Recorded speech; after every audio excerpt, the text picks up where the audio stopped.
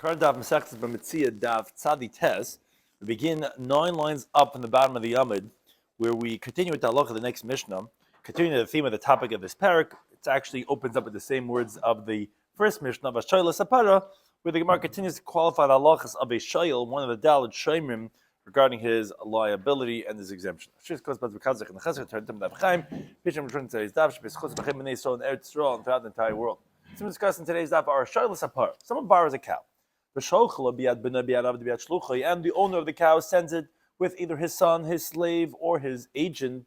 So until it comes to the hand of the shayil is not liable for whatever happens to that cow. But if the borrower says he tells him to send it in the hand of a slave, then chayiv, he will be liable the moment it starts being sent to the shayil.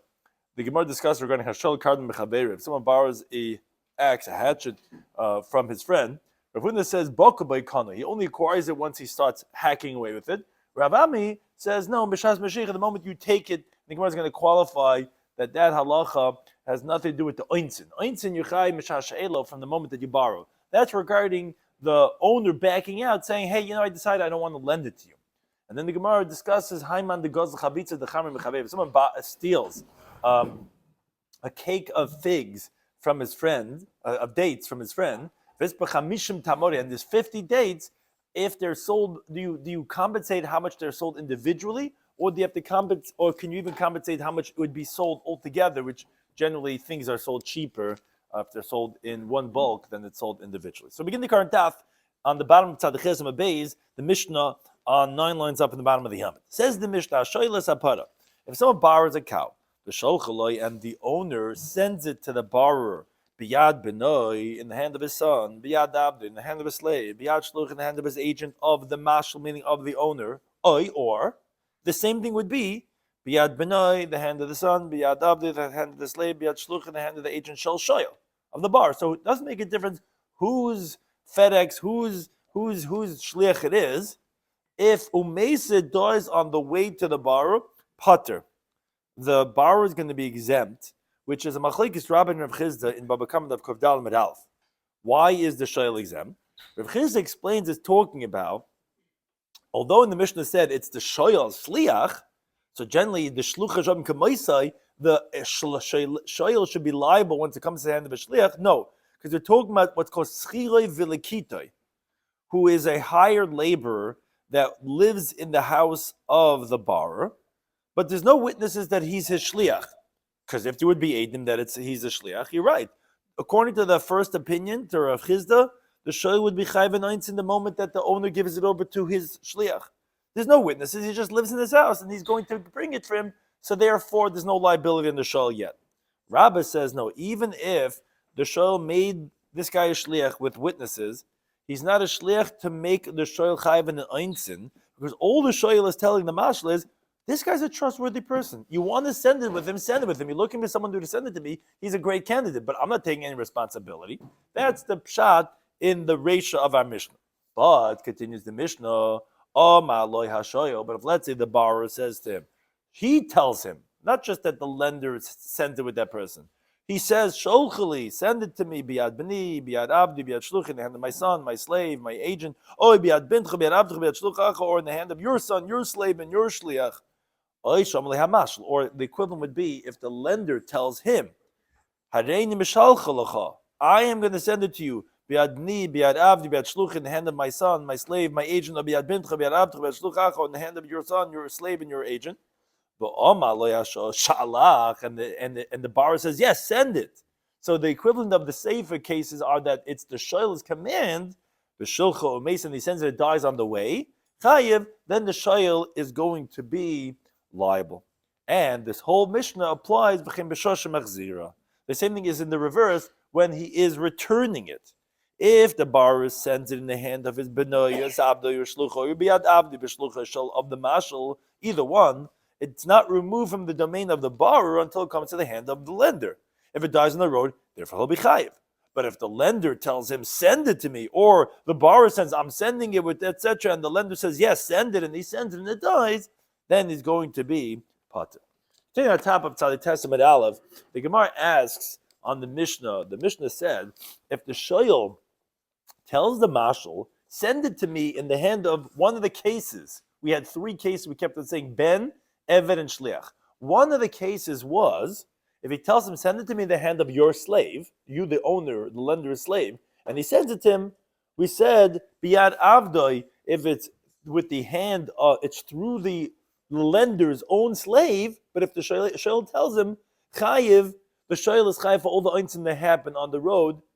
The problem is, it never left the domain of the lender, because Yad Avdi Kiad Rabbi. We know that the hand of the slave is like the hand of the master. It's as if the master, the lender himself, is taking it on the road. Why would the shoyl be chayiv if it's being sent through one of the cases was the eved of the mashal? That is like the mashal still has it. How could you say the shoyl would be chayiv, even if he tells him it never left the domain of the mashal?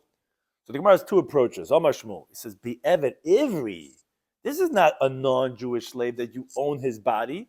This is with a Jewish slave, the lekana legufi, which you don't acquire his body, and therefore, again, the second that he sends it with the shliach, if the shoyl had asked for it, the shoyl is going to be chayiv. That's one approach.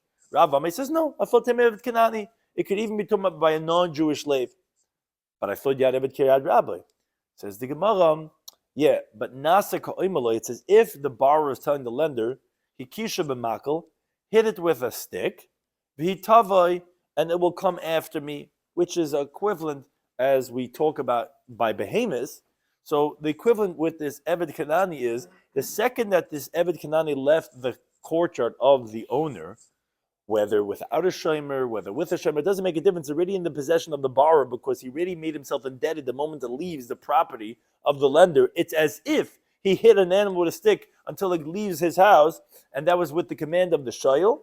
So, as Taisus in Div Masel Ba'imah says, even though truthfully his Eved is taking it, it's not she'ela b'ba'ilim. I mean, Taisus addressed actually another concern that we know that we said Yad Eved Kiryad Rabbi, it should be like she'ela b'ba'ilim. He says no, that it's like a just mamish like a cow, like in the equivalent. In this equivalent, it's just like a cow, like telling him to hit it and to send it packing, and therefore that's why it's not going to be considered as Yad Eved Kiryad Rabbi, because the shoyl himself is taking responsibility the moment that the animal / non-Jew leaves the property. Which the Gemara actually asks on this interpretation, Meisvei, from the following brisa on Rav. The brisa says, "Shoyl is apara." Someone borrows a cow, and he sends it to him Yad Benoi B'Yad Shluchai with his son or with his agent of the owner of the lender, is how the lender sends it to the shoyl. So it says the brisa chayiv. The shoyl is going to be chayiv. Meaning, for example, like we said in the Mishnah, when he tells him, "Send it to me through your son." Says the brisa biyat avdoi. If it's with his slave, then pater.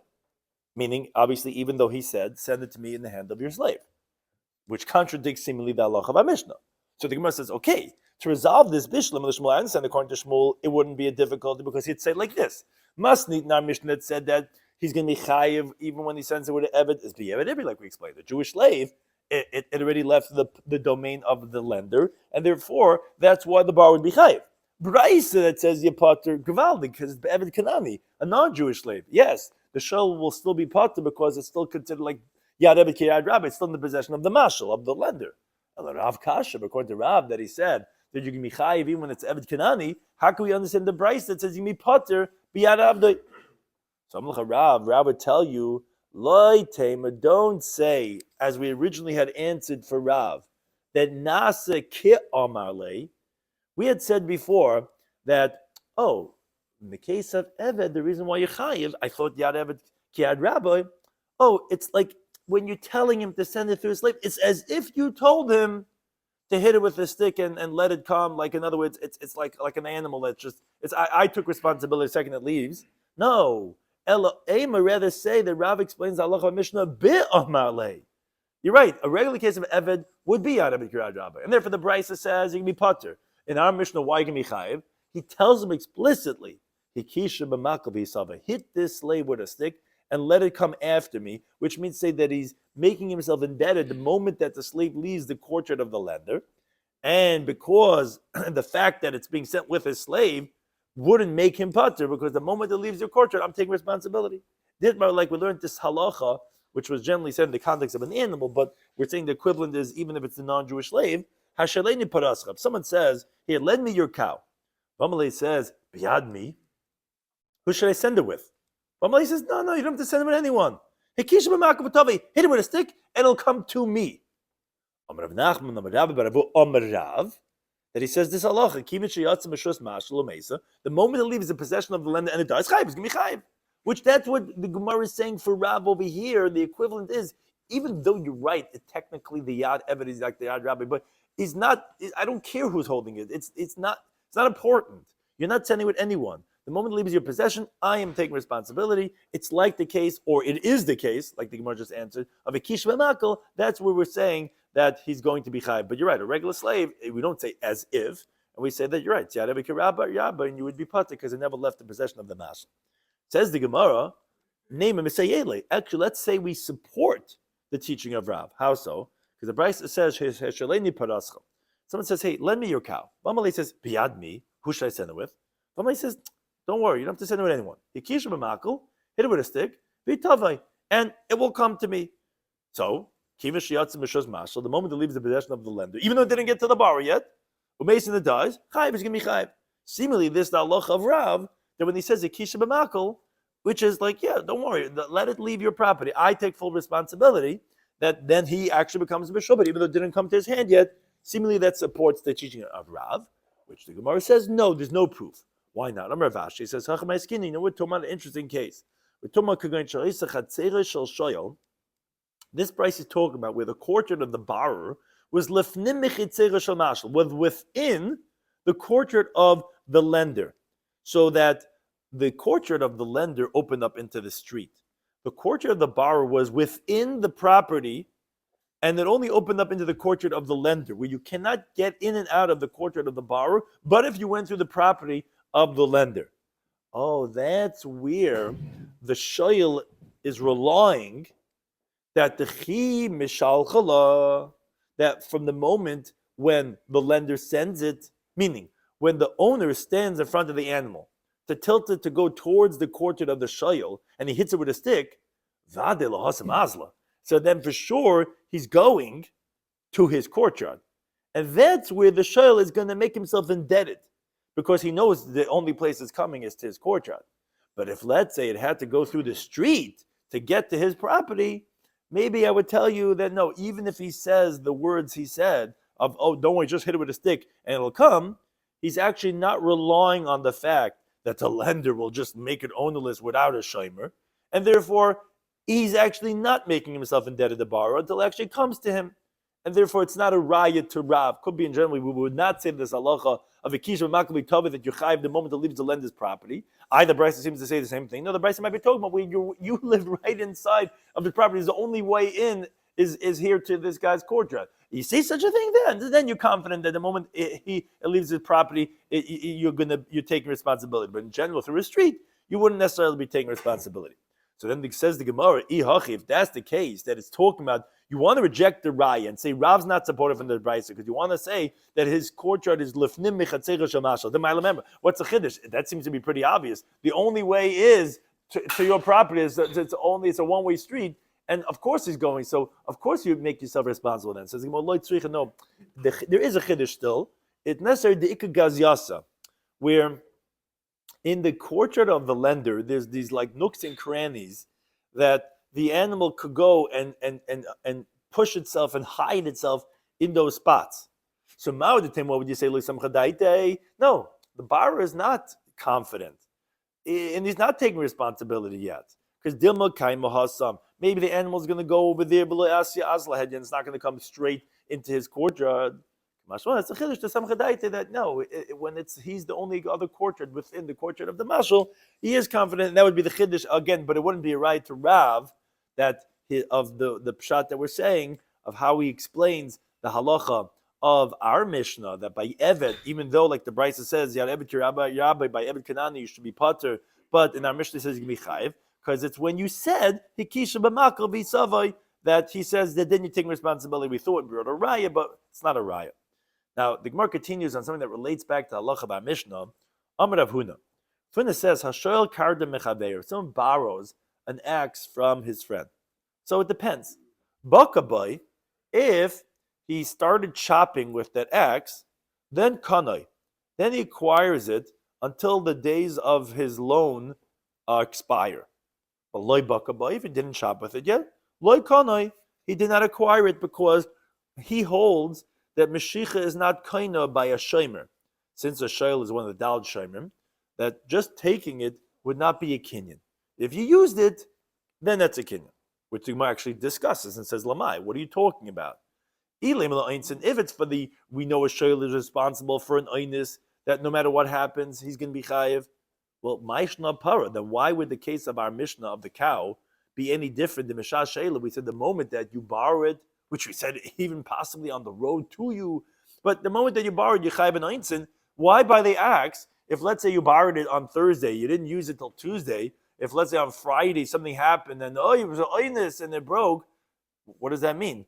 Why wouldn't you be chayiv the moment that you borrow it? Why would it only be chayiv the moment you started hacking away with it? So the Gemara says you're right. That's about einzin you chayiv right away. Ella, rather the question is l'chazara. We're actually talking about if the lender wants to back out and to go to the borrower and say, you know, buddy, I would like my axe back. I know I lent it you for a week, and that's what we made up. I want it back. So that's what Rav Huna is saying. Baka boy, if he started chopping with it, the lender cannot back out. Baka boy, if he didn't start chopping with it, matzi mashal hader bay, so then he could go ahead and he could back out. That's what the halacha was said according to Rav Huna, which upliges Rabbami, which disagrees with Rabbami. Because the Amar Rabbami says the following halacha. From that we'll see that he disagrees with Rav Huna, because he's talking about another context. He says amashal kardim shel hektish. Let's say someone took a hektish axe. It belongs to the Beis Hamikdash, and he lent it to someone else. So the lender has committed misappropriation the moment he lends it to this friend of his to pay to hektish the principal that he had the benefit by lending it out. Now, what benefit did he have by lending it out? We evaluate how much would a person be willing to lose some of his money, that the borrower should say, oh, shkoyach Rabbi, amazing, you saved my day. I needed to chop down this tree in my backyard. It was really problematic. He says, no problem. He'd be willing to give a few dollars for that geschmack that someone gives him a shkoyach for lending his axe. That's how much benefit he had. That's how much the me'ila is going to be that he has to pay the hektish. But his friend now is initially allowed to use the axe, meaning even though he knows after he got it to his hand that it's hektish's axe, because once the lender committed by mistake me'ila, and now he's liable for the monetary value of the benefit that he had of lending out hektish's axe, he owes that to hektish. So now that benefit has already been misappropriated. When you commit misappropriation, it actually makes it now chulin, because you already desecrated it. So therefore, there's no problem. This discusses seemingly that would only be partially, not the whole thing. How could you use the whole thing? Akaponim. But that's what the Rabbami is saying, that now his friend could use it to chop with. Okay. But ask the Gemara, ve'iloi kanoi. Now, if the borrower did not acquire the axe when he took it from his friend, amay mal. Why did the lender commit me'ila if the borrower did not chop with it yet? So why are you saying that the moment he lends it, he committed me'ila? And second of all, then why would his friend be allowed to use it now to cut with, if you said that the chiyuv doesn't start until he started chopping with it? Nahadra, he should give it back. That he should not acquire it. And then if he didn't acquire it, that means the lender did not commit me'ila. So the Gemara proves that obviously Rabbami disagrees with Rav Huna and holds that no, the kinyan already happens, not just the chiv einsin. The kinyan, which obviously would make it if you could back out or not, because if no kinyan was done, I never lent it to you. That the kinyan was also done the moment that you lent it, and therefore the guy committed me'ila already, and therefore the guy could use it now because it's already chulin. So obviously Rabbami disagrees with Rav Huna. And then the Gemara says, additionally, upliga, there's someone else who also disagrees with Rav Huna, who again says that the kinyan doesn't happen until you actually chop with it. Rav Huna says that you're going to be chayiv for einzin right away, yeah. But the moment that you lend it to the person, but the kinyan of like now I can't back out, that only happens with the transaction. Yeah, because that we see similar to like you could be chayv einzin when the guy's already sending it to you. It's on the way, which I don't know, for sure I didn't get anything yet. But the moment that I'm giving you this permission to possibly use it, it's already that would seemingly be a chiddush in that differentiation.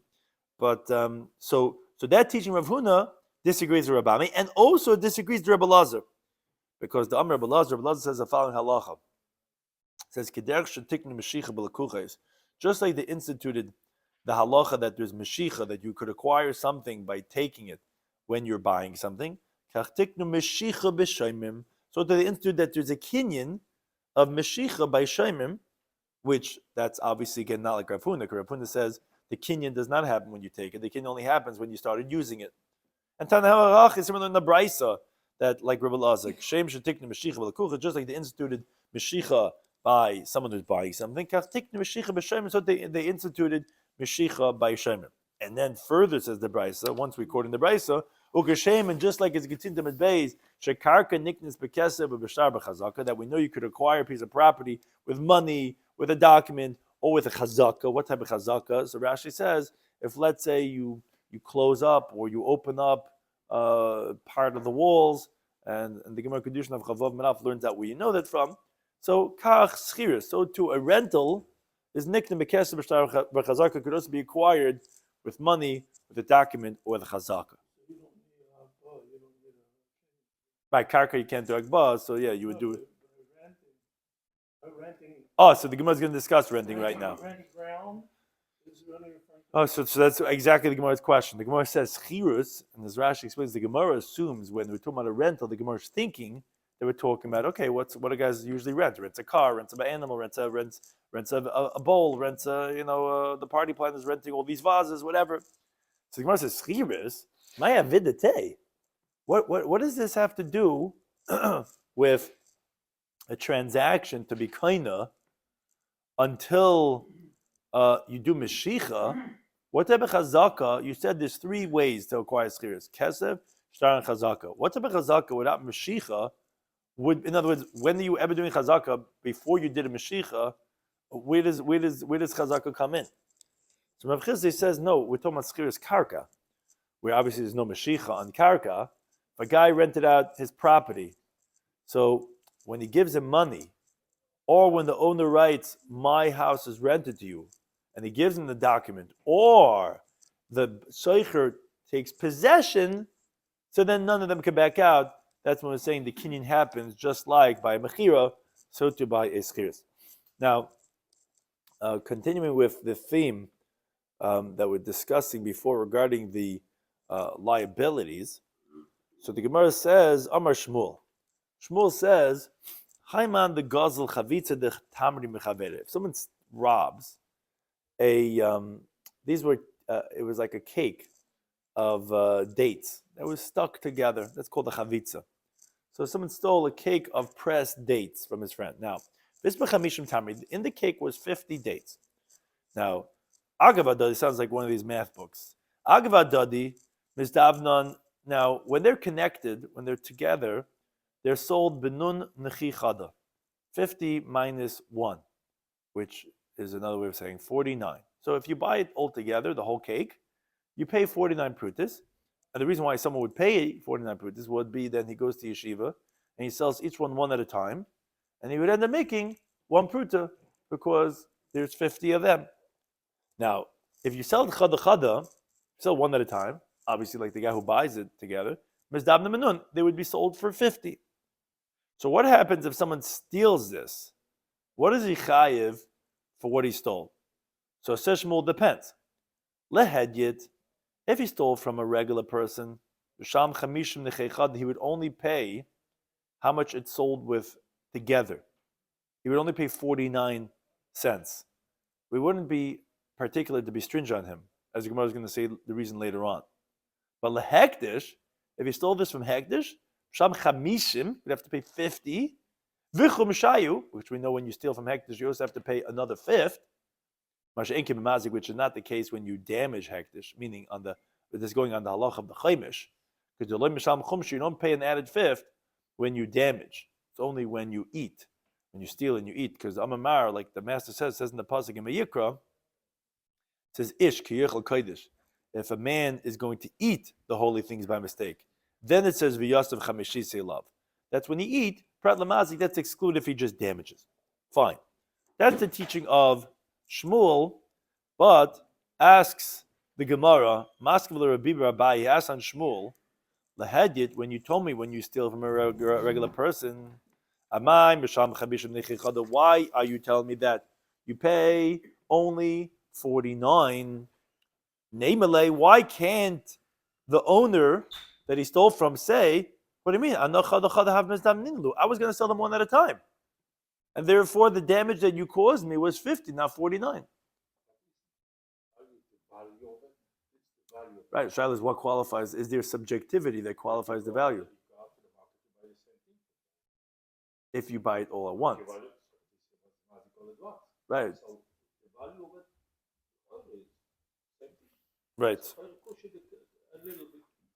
Right. You have to know how to qualify.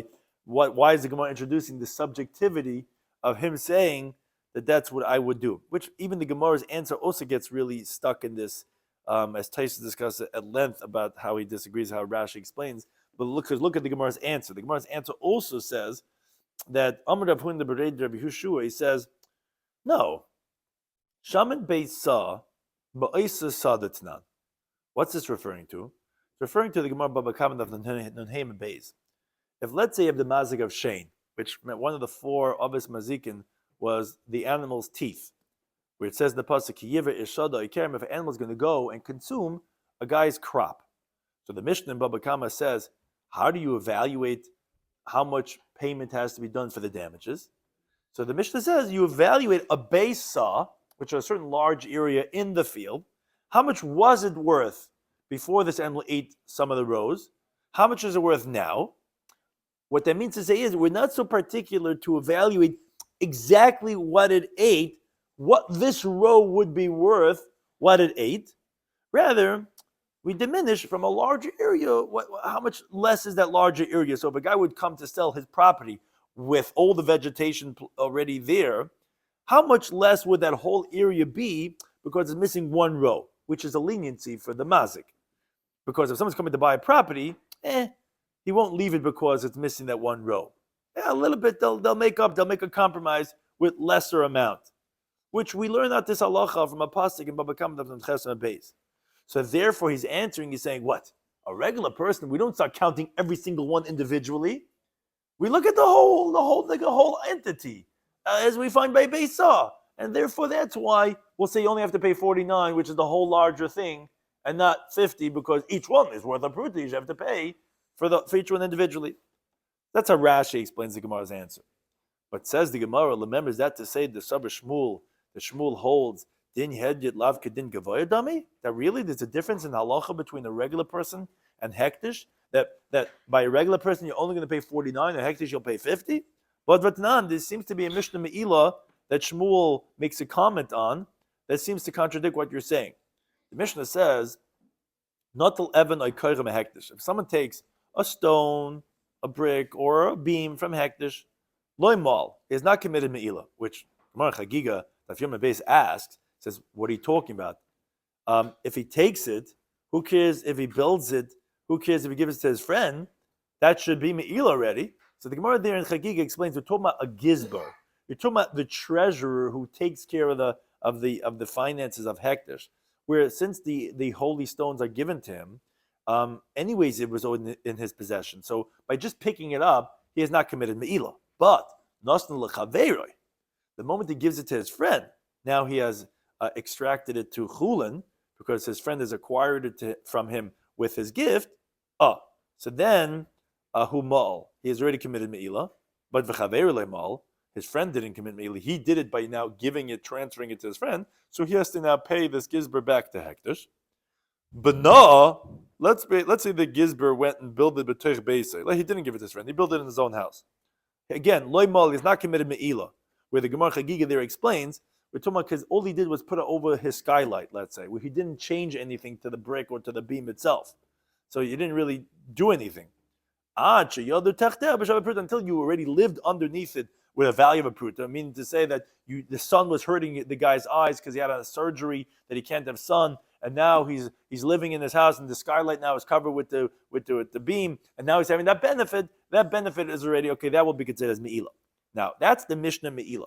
Rabbi Yosef, Rabbi Yechon, Rabbi was sitting in front of Rabbi Yechon. Rabbi Yosef become a mishmei de Shmuel. He was sitting and said the following teaching of Shmuel. Again, that seems to contradict what we just said before.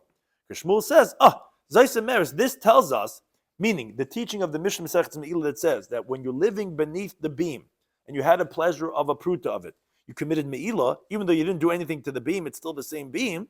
This teaches us the following halacha. If someone is squatting in his friend's courtyard without the owner's awareness, that the owner doesn't know about it, still tzarich l'halas le'sachar. He has to pay rent money to the owner of that property, even though it's a courtyard, it's a home that the guy doesn't usually rent out. This is what's known in halacha as zenene v'zelei chaser, where the squatter is having benefit and the owner who wouldn't rent it out anyway is not losing. Still, says Shmuel, you see from here, you have to pay in such a case. Where do you see that? Because over here, Hektish doesn't know, so to speak, that you're using this brick in your house. And still, the Mishnah is telling us that you have to pay Me'ila to Hektish. That's what Shmuel says. Now, says the Gemara, from the fact that Shmuel is telling us Zeis Emeres, he's obviously learning out Hedit, which someone's property, from Hektish to be Medaktik Acharav, to be Machmer, saying that we're going to treat him the same way as Hektish. But didn't you just say a moment ago that there's a difference between Hedit and Hektish? The Hedit only going to charge him 49 prutas and Hektish is charging 50? We see Shmuel doesn't say that. He says Shmuel says that we'd say the same thing that applies to Hektish applies to Hedit. So on that, I'm Rabbi Yechanan, Hadr Bei Shmuel Mahi. Shmuel retracted from that teaching. You're right. We cannot learn out from the halacha of Hektish to someone living in someone else's courtyard without the owner's awareness. Because we see in his teaching over here that you cannot equate the halacha of Hedit to that of Hektish. So you're right, although by Hektish, the halacha would be that you'd be chayiv, by Hedit, if you're living there in his property, you would be patur. Says the Gemara, you're right, it's a contradiction from what we said over here, but how do we know that Shmuel retracted from that halacha? Maybe retracted from the teaching over here, and they actually ended up agreeing that when you steal from a head, you would have to pay 50 prutas for the cake of dates and not 49. And that says the Gemara, loy. No. I'll tell you why. Mahi haderbe. He retracted from the teaching over there because Kedarava that it's not the same thing. Because Rava says Hektish Shalei Das. Although technically the halach of the Mishnah says Me'ila when you're living under a brick, under a rock. It's a phrase. Living under a rock. So that the halacha is that you wanted to say it's so to speak like Hektish Shalei Das. So you want to say, oh, the same thing would be squatting in the guy's property, Shalei Das. It's not true. The reason why he retracted the halacha is because Hektish Shalei Das is Hektish Midas dummy. It's really like a regular person that knows about it. Because Hektish is there for anyone to want to be misappropriating and no one will stop him. And the Torah still tells you whoever has benefit commits Me'ila. And Hashem knows. So therefore, you can't compare anyway. So it must have been he retracted from that halacha. And therefore, so he never said that halacha. And if that's the case, we could say that there is a difference between Hektish and Hedyot. So even when it's Shmuel, that part of the act that didn't know Hektish is high? Up above? We're saying that by Hektish, anytime you misappropriate, it's Shlemidas of Hektish. We're saying that although, quote unquote, Hektish doesn't know, they really do know because Hashem knows. Right, so the guy who borrows, every time Me'ila is when you don't know. If you know actually the halacha, certain halachas of Me'ila don't apply. Me'ila is when you don't know that you're using Hektish, by mistake you used it, then you commit Me'ila when you use that item of Hektish. Now, Amar Rava says, continuing on this theme about liability, Hani Shekoloi. These are people that carry loads.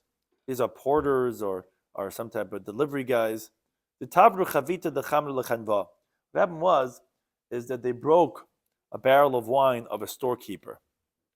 Now, says the Gemara, just to qualify the case, the Yom the Shuka, which is similar to the case of the Chavitza, the Tamri that we're bringing over here, that it depends how much you could sell it for. On the market day, mizdavna behei, you could fetch a lot more money in the market day. You could sell it for 5 zuz.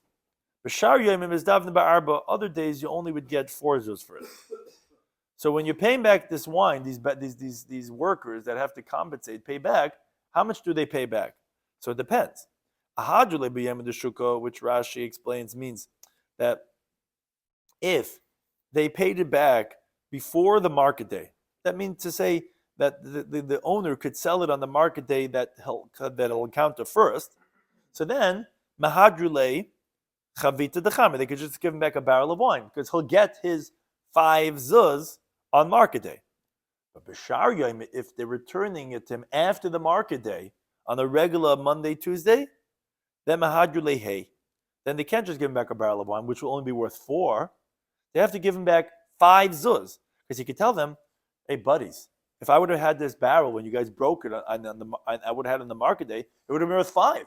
Now you're giving me back a barrel, it's only worth 4. No, they have to compensate him 5. But the Gemara qualifies this and says, we didn't say that they have to give him back 5.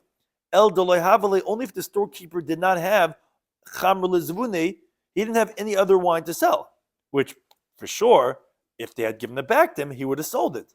So the fact that they didn't, and now by the time you give it back, it's already after market day, you got to pay him back 5. But if let's say the owner had wine to sell and he didn't sell, he should have been selling wine. So obviously he revealed his intention, he never intended to sell. And therefore they don't have to pay him back 5 zuz, they can pay him back only a barrel of wine. Moreover, another qualification, even when they do give him back 5 zuz, however, umankile, they take away from the storekeeper, from the 5 zuz that it would have been worth, they don't give him back a full 5 zuz.